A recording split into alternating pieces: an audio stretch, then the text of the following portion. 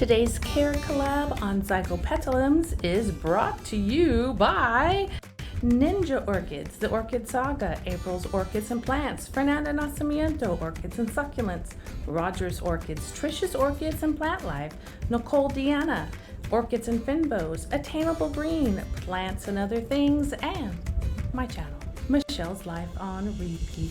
Welcome to my orchid room, and I hope you're all having a great summer. Welcome to another CARECOLLAB update.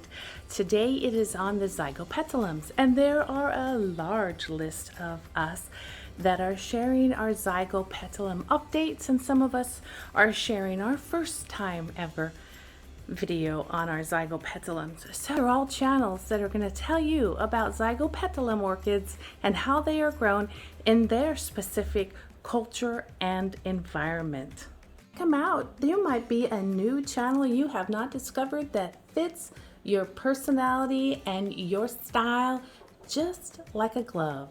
Some of us talk only about orchids, and some of us talk about a lot of things, and I would fall into the a lot of things category.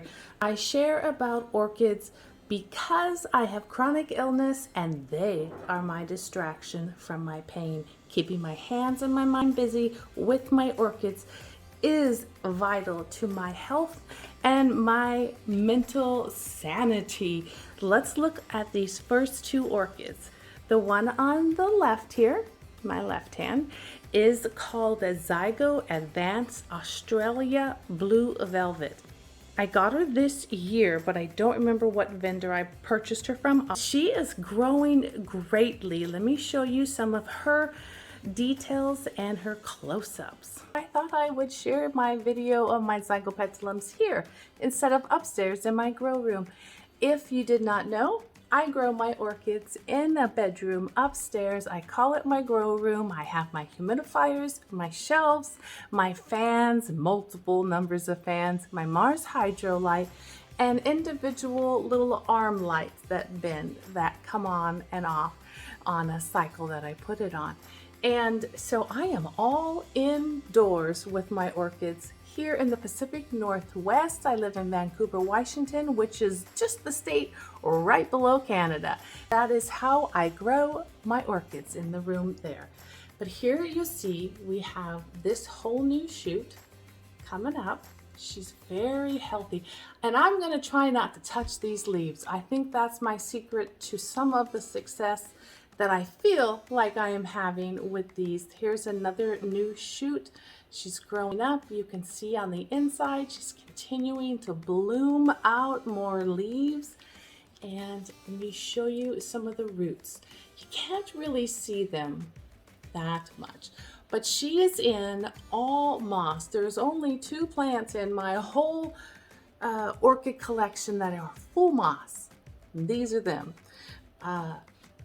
I just put her in a little bit of water when it's time to water her from the bottom up and let it soak up.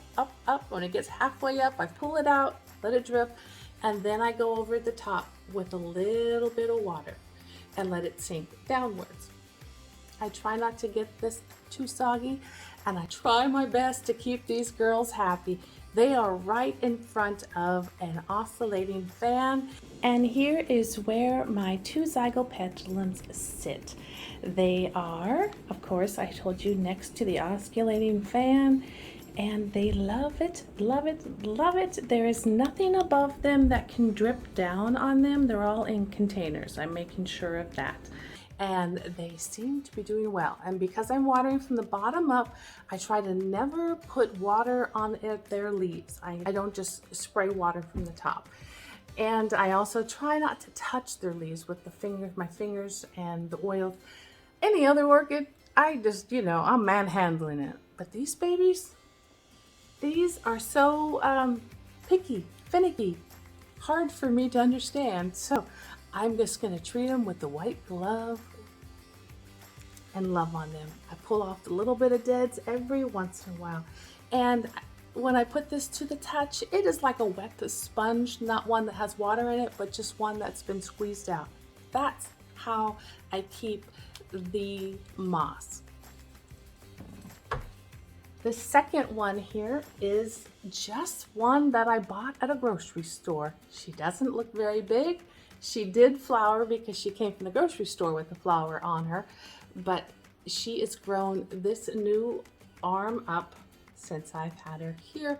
I think I've had her at my house for 6 months now. Slow and steady, that's what I say, and I water her the same. She looks like she has mostly moss, but she does have a few pieces of perlite and bark in there. And as this gets bigger and I notice new roots, I might check and see if she needs to be changed to all moss, since the other one has grown much quicker in the moss. So here are my 2 Zygopetalums. I'll call this one slow and I'll call this one steady. And slow and steady is how we're going to progress. I wish I had flowers to show you, but I don't. And I'm okay with that. Slow and steady, and I haven't killed them yet. Keep going. Don't give up. Don't give up on yourself. Don't give up on your goals and your dreams. And don't give up on your orchids. Until we talk again, bye-bye.